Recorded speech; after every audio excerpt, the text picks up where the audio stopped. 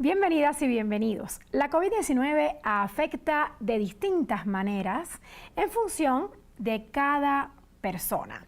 Y bueno, hoy vamos a descifrar la relación que existe entre coronavirus, o sea, el SARS-CoV-2, y la obesidad.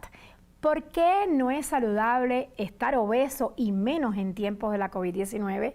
Eso y más le preguntaremos a nuestro invitado de hoy, el doctor Ruy López Ridaura, quien es titular del Centro Nacional de Programas Preventivos y Control de Enfermedades. Bienvenido, doctor Ridaura. Muchas gracias por la invitación aquí a Telesur, a tu programa. Muchas gracias. Doctor López Ridaura, como estamos en México, le propongo empezar con el tema de la obesidad en este país. Según los estudios, el 75% de la población adulta tiene un peso no saludable, llamémosle así. ¿Usted qué nos dice? ¿Qué significa esto?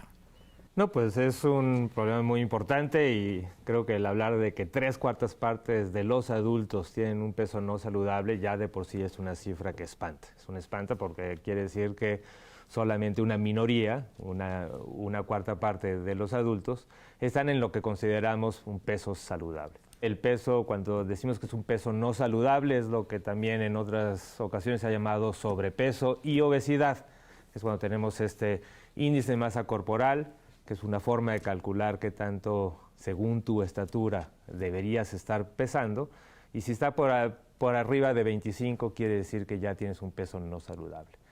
3/4 partes de los adultos están en esa situación. Pero no solo eso, sino todavía tal vez también más grave, es que entre 30 o 35% de los niños, niñas y adolescentes, de los escolares y de los preescolares, que también es impresionante, cómo vemos ya problemas de sobrepeso y obesidad aún en la edad preescolar. Lo que se le conoce como una epidemia silenciosa, esto de la obesidad en menores. Doctor, usted decía que se calcula si uno tiene el peso no saludable o saludable de acuerdo al tamaño de uno, a lo que uno mide. ¿Cómo es esto? Como se calcula es tu peso en kilogramos entre o dividido por tu talla en metros al cuadrado. Es decir, si yo peso 70 kilos y mido 1,70, los 70 los divido entre 1,7 al cuadrado. Ese número, si sale 25 o más, quiere decir que tu peso es no saludable. Si está por arriba de 30, ya serías clasificado con obesidad, que es conforme más alto es el valor, mayor riesgo tienes de muchas enfermedades. Y ese es el problema de obesidad, porque bueno, ¿y qué pasa si hay obesidad? ¿Qué pasa que 75% de los adultos tengan obesidad o que más de 35% de los escolares? Es que los problemas a los que está asociada obesidad son importantísimos. Por eso es la gran epidemia. No solamente es un problema de estética, es un problema realmente grave de salud. ¿Esto a qué se debe, doctor López Ridaura? ¿A una predisposición genética o a malos hábitos alimenticios? La obesidad es un problema muy complejo y creo que eso es importante porque en general hay esta percepción en la población que dice, no, es un problema genético. ¿No? O yo soy gordito porque mi papá era gordito. Y creo que es muy importante, uno, explicar que ¿es falso? ¿Existe predisposición? No, sí. Hay familias o hay genes que se pueden asociar a una mayor predisposición. Pero eso no quiere decir que uno esté predispuesto a ser obeso. Realmente la obesidad, además de la predisposición genética, requiere que tengas un desbalance. Y se explica muy fácil, si tienes más calorías, si comes más calorías de las que consumes, siempre va a haber un desbalance. Y un desbalance, aunque sea poquito a poquito, todos los días, a lo largo de varios días, a lo largo de varios años, este desbalance se va a convertir en un sobrepeso. Y ahora... Por eso es importante el ejercicio, y practicar deporte. ¿Cuáles son las formas de quitar este desbalance? Una forma es consumir más calorías conforme al deporte, y la otra es disminuir el consumo de energías, el ingreso, o sea, disminuir el ingreso o hacer más ejercicio para deshacerse de esas calorías. Doctor, me llama mucho la atención esto que usted está explicando, porque hace algunos años estar gordito era sinónimo de estar súper saludable. Yo me acuerdo que yo era muy flaquita y mi abuela me decía, niña, engorda que estás enferma. ¿Esto cambió cuándo? ¿Ahora quiere decir que estar gordito no es tan bueno como estar flaquito? Ahora es totalmente lo contrario. Lo más común es que las personas con sobrepeso estén mucho más enfermas, con mayores riesgos que las personas delgadas. Entonces esto sí cambia, pero sí es importante que culturalmente también cambie, porque sí hemos visto que a veces culturalmente se favorece a los niños, especialmente en la edad infantil, pues que están más saludables, están más rollizos, porque están más gorditos. Y los más flacos tienen tal vez problemas. Y yo creo que es importante que la población conozca que no, uno, quitar los estigmas, pero ya para nada pensar que un niño gordito es un niño más saludable, ¿no? Ahora me gustaría que entremos, ahora sí que hablando de la pandemia y la obesidad. Y hay una pregunta de un usuario de la red @TelesurEnglish que dice así: ¿qué implicaciones ha dejado el confinamiento, el encierro, al que nos obligó la pandemia en casi la totalidad de los países sobre el control y tratamiento de la obesidad? Durante el confinamiento, o conforme más confinamiento hay, mayor probabilidad tenemos de que los individuos hagan menos ejercicio, ¿no? Si parte de la actividad era salir, aunque no sea un ejercicio extenuante y de ocio y salir a correr, sino simplemente la vida diaria, el caminar, eso hacía ya una parte importante del consumo energético. Pero también, por otro lado, el confinamiento también, y esto también se ha visto ya en varios estudios, ha aumentado el consumo de alimentos, el estar en casa, y especialmente el consumo de alimentos procesados, cosa que también ha sido grave. Entonces, ¿cómo se ha cambiado la dieta durante la pandemia? Pues posiblemente con un aumento en el consumo de productos ultraprocesados, que son los que mayor impacto tienen, no solamente directamente en la obesidad, sino también en diabetes, en riesgo cardiovascular y en muchos otros componentes importantes para la que son los que hay que definitivamente eliminar de lo que se llaman hábitos alimenticios, ¿cierto? Los alimentos ultraprocesados es lo que a veces se ha llamado alimentos con calorías vacías, que solamente dan calorías, pero no dan ningún otro elemento positivo. Es solamente calorías. No aporta lo que necesitamos para crecer, para estar saludables. No tiene ninguna ventaja. Lo único que da son, en general, problemas.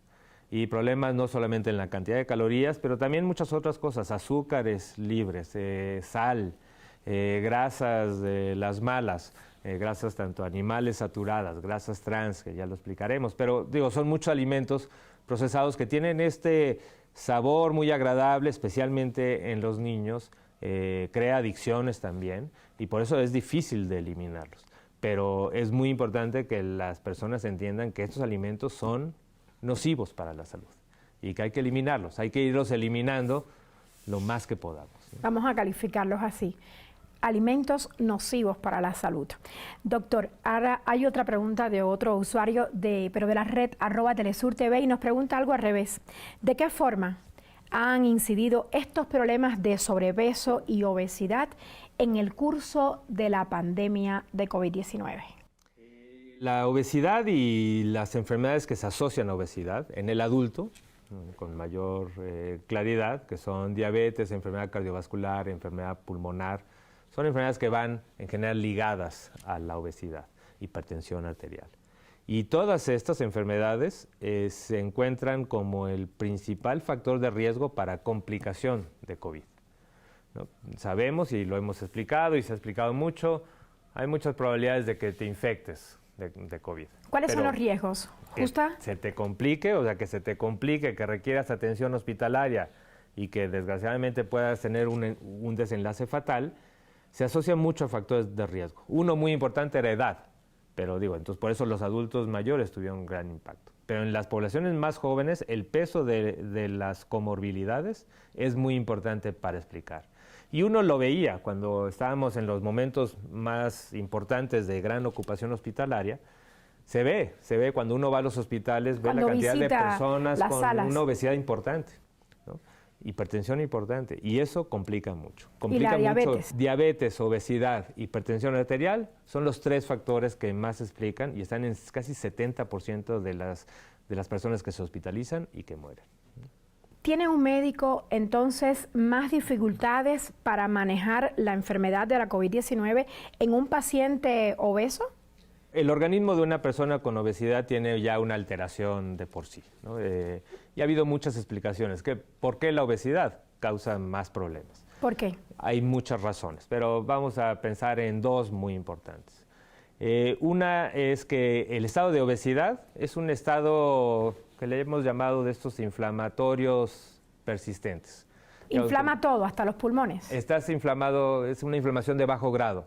La obesidad provoca una inflamación de bajo grado como si tuvieras una infección crónica, como si tuvieras un problema crónico y el estado de inflamación altera todo el organismo, altera la respuesta inmune, altera la capacidad que tienes para responder ante cualquier agente nocivo, la capacidad que tienen los medicamentos para responder. Actuar en el organismo. Actuar, exactamente. Entonces tienes un estado, digamos que tus defensas están bajas por el simple hecho de tener obesidad. A propósito de eso, doctor, ¿qué órganos se ven más afectados cuando un individuo con sobrepeso se contagia de COVID-19? La persona con obesidad, más si lleva tiempo con obesidad, puede ser que sus órganos ya no sean totalmente sanos y no estén al 100%. Entonces, por lo general, la obesidad tiene un impacto en el corazón y puede tener algo de insuficiencia cardíaca. La obesidad también tiene más problemas en pulmón y pueden tener daño pulmonar crónico. Ya hay enfermedad pulmonar obstructiva crónica asociada a obesidad.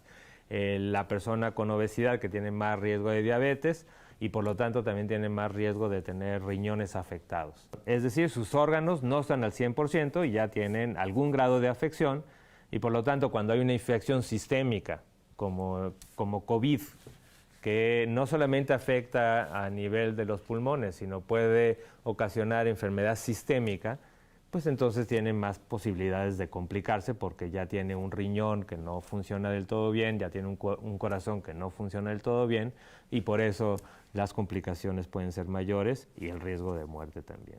También los jóvenes obesos se ven afectados cuando se contagian de la COVID-19, usted decía. Definitivamente. Cuando uno ve conforme pasan las edades más jóvenes, el peso de las comorbilidades y principalmente obesidad es más importante. ¿No les ayuda a ser jóvenes? Les ayuda el ser jóvenes, ¿no? Les ayuda en el sentido de que un organismo joven tiene muchas más capacidades de respuesta.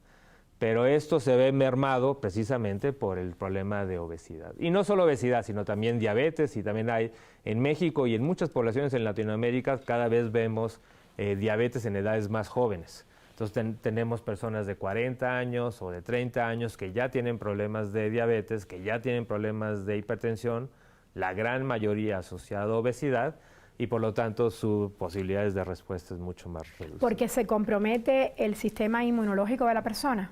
Totalmente. Ahí eso está demostradísimo en varios estudios, tanto en animales como en seres humanos, que la respuesta inmunológica de una persona con obesidad, mucho peor si además tienes diabetes o hipertensión, se ve disminuida ante cualquier evento infeccioso y especialmente en COVID se ha visto todavía con más especificidad. Si una persona es obesa, al vacunarse, ¿se reducen las posibilidades de ponerse muy grave con la COVID-19?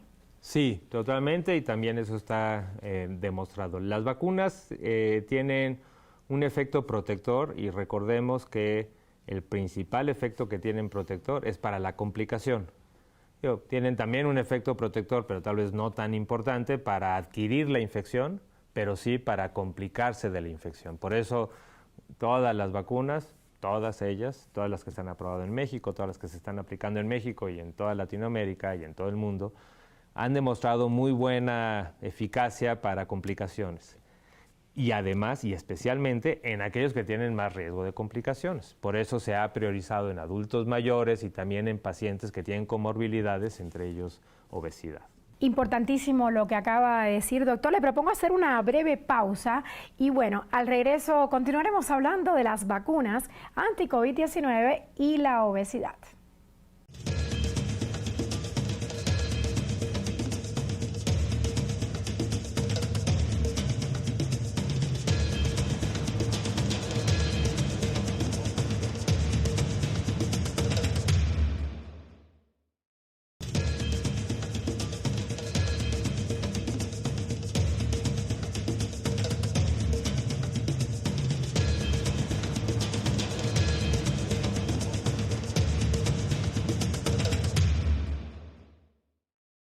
Regresamos para seguir esta interesante conversación con el doctor Ruy López Ridaura, quien es titular del Centro Nacional de Programas Preventivos y Control de Enfermedades, CENAPRESE. Son las siglas que se conocen aquí, por las que se conoce este instituto aquí en México. Doctor, entonces, ¿existe a su juicio una mejor o peor vacuna para la población con obesidad? Lo que hemos visto es prácticamente con todas las vacunas tenemos esta parte de ser muy buenas, muy eficaces, muy efectivas para la complicación, no tan buenas para el adquirir una infección, incluso en gente con obesidad. Entonces la recomendación es, todas las vacunas son buenas, hay que ponerse la que esté disponible y mientras esté vacunado, seguir con las medidas de prevención. Creo que esa es la otra mensaje importante para la población, el no pensar que una vez vacunado ya se acabó todo y puedo hacer todo lo que quieras. Tengo que seguir teniendo las medidas de prevención para poder tener una cobertura mucho mayor. Importantísimo eso de mantener las medidas sanitarias para evitar los contagios, doctor. Pero nos llega otra pregunta de otro usuario de la red @TelesurEnglish y dice así: ¿qué medidas deben de tomar aquellas personas con sobrepeso y obesidad para disminuir los riesgos de contagios por COVID-19 y sobre todo el riesgo de sufrir episodios graves de la enfermedad? Las medidas de cualquier persona son las mismas. Obviamente las personas que tienen más riesgo tienen que ser mucho más estrictos en su control. Tienen que tomar más cartas en el asunto, porque si no tienen más riesgo de complicaciones. Pero en general no tenemos unas recomendaciones específicamente para las personas con sobrepeso o obesidad. Y en general son las mismas, el tratar uno de mantener la sana distancia cuando salimos, cuando entramos en contacto con personas, el tratar de estar distantes. Así de 2 metros. De 1.5 o más de 1.5 metros, ¿no? El uso correcto del cubrebocas cuando estamos especialmente en aquellos lugares más cerrados donde no podemos mantener la sana distancia. Y que no hay ventilación. Y que no hay ventilación. El tratar de evitar lugares cerrados que no tengan ventilación, el evitar lugares con muchas personas, aglomerados. Y esas son las medidas que en general tenemos que tener, además de la limpieza e higiene que tenemos que tener en las manos, por eso el uso de lavarse las manos constantemente, el hacer estornudo de etiqueta. Todo esto son las medidas principales que tenemos de prevención en toda la población y especialmente en los grupos de riesgo. Ahora, una vez que se contagian y tienen la enfermedad, una parte importante ahí es el monitoreo, ¿no? El monitoreo, porque uno de los factores que es clave para la solución del problema es que se atienda tempranamente en caso de que se esté complicando. Entonces, por eso, especialmente, y aquí sí ya es más enfocado en la gente con comorbilidades y especialmente aquellos con obesidad, es que tengan en cuenta que se pueden complicar y aunque puede ser, en la mayoría va a ser tal vez como una gripa sencilla sin ningún problema, pero en un grupo que se puede detectar a tiempo, con monitoreo, si tienen oxímetro, un oxímetro, monitoreo de temperatura, monitoreo de síntomas y en cualquier alteración que se vea, buscar atención médica para su pronta atención. Se inician tratamientos y si es necesario hospitalización, pero una hospitalización temprana tiene muchas posibilidades de recuperarse. Una hospitalización tardía tiene muchas menos. Doctor López Ridaura, ¿qué pasa en el organismo de una persona con sobrepeso o con obesidad que le ataca tanto la COVID-19, esta peligrosísima enfermedad? Digo, por eso, no son que se afecten más, que se infecten más, ¿no? Se infectan igual. Lo que pasa es que se complican más. Y principalmente es por el problema de una respuesta inmune deficiente, y esto hace que no tengan la posibilidad de eliminar rápidamente la infección viral, eso es una parte importante. Y otra es que muchas veces las personas con obesidad, que además pueden ser que tengan diabetes o que tengan otros problemas, también tengan menor capacidad pulmonar, tengan menor capacidad además de prevenir la infección, para reaccionar. De soportar una infección. Si tal vez una persona sana tiene una infección y tiene una neumonía y un pedazo de su pulmón está afectado, pues tiene el resto del pulmón y el resto del organismo saludable, ¿no? Pero si una persona que ya lleva muchos años, pues no tiene un organismo saludable y por lo tanto no tiene esta capacidad de responder adecuadamente. Entonces no es un riesgo a que se infecte más, es un riesgo es que no pueda responder a la enfermedad. En base a eso, doctor, dígame si es verdadero o falso, nos pregunta un usuario de la red @TelesurTV, si es verdadero o falso que la leptina, que es la hormona que conecta el metabolismo del cuerpo con el sistema de respuesta inmunitaria, parece ser la clave para la explicación de por qué la COVID-19 es tan peligrosa para las personas obesas. Sí, verdadero. Creo que leptina, pero no solo leptina, a veces se le ha dado un enfoque central a leptina. Yo creo que leptina, como muchas otras, se les llaman adipoquinas, porque son sustancias que se producen en el tejido adiposo. El tejido adiposo es estas células donde se guarda la grasa en el organismo, que antes se pensaba que era pues, nada más un reservorio de grasa, que no servía de nada o era un reservorio de energía.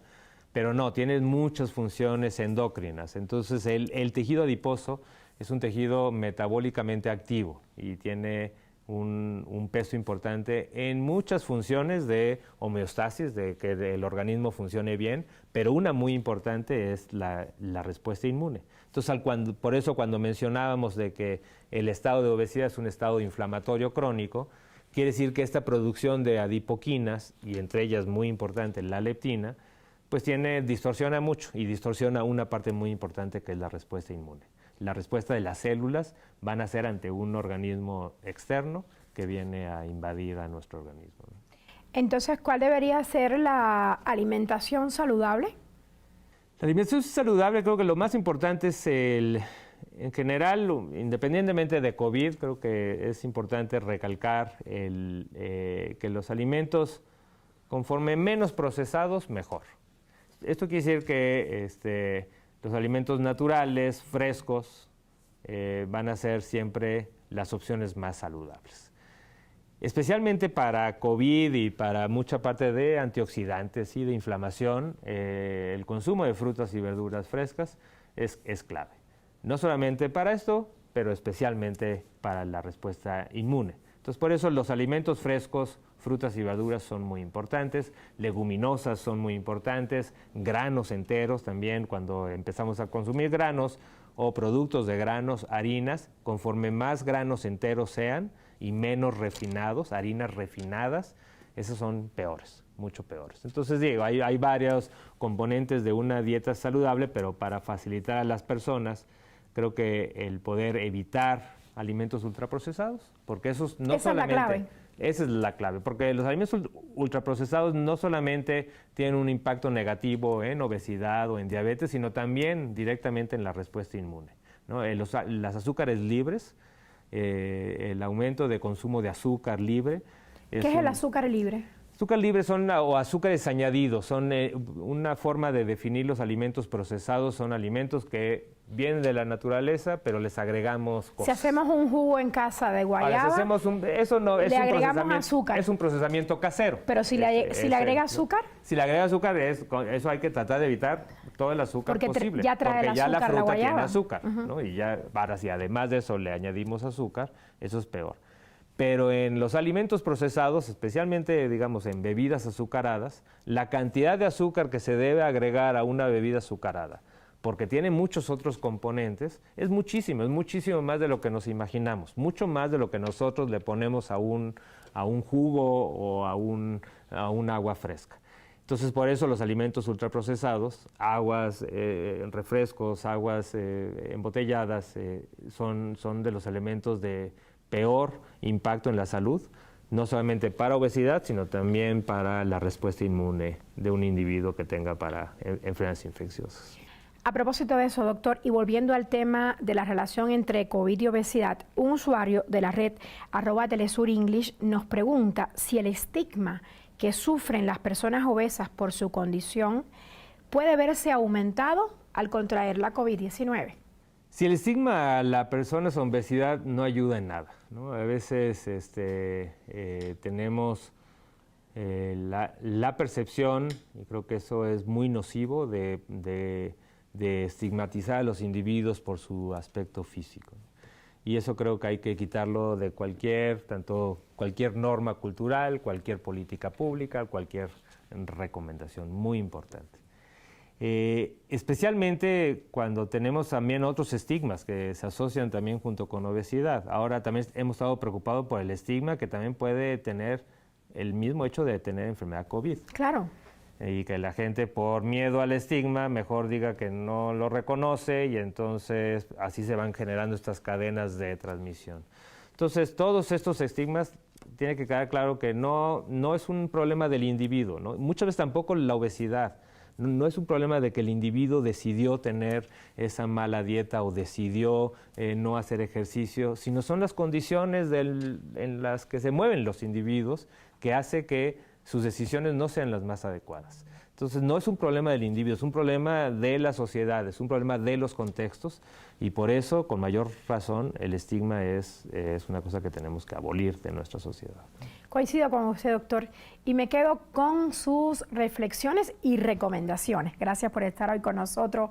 Lo tomo muy en cuenta lo que dijo el doctor Ruy López e invito a nuestros televidentes a tomar nota de al menos 5 buenas costumbres para estar saludable. La primera, comer despacio. La segunda, no comer en exceso. La tercera, evitar bebidas azucaradas. El doctor insistió muchísimo en esto. La cuarta, comer siempre sentado a la mesa. Y la quinta, establecer horarios de comida. Ahora sí, como se dice por ahí, la pelota está en su cancha. Cuídese mucho. Lo veo de hoy en 8 días. Hasta la próxima.